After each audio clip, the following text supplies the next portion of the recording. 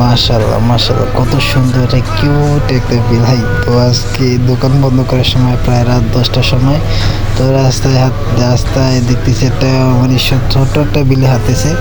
তো দেখে আমার মনে কত যাবো যে মানে তোর তো এই বিলাইটা কোথা থেকে আসলে, হয়তো বা কিউরে রেখে গেছে বা ফাড়া গেছে, মানে কতটা সুন্দর দেখেন। আমি ফার্স্ট টাইম হাতে নিয়েছি এইটা, বাট খুব ভয় লাগতেছে, তারপর ভিডিও করতেছি শুধু আপনাদের উদ্দেশ্যে দেখানোর জন্য যে এতটা সুন্দর লাগতেছে, কতটা ফর্সা।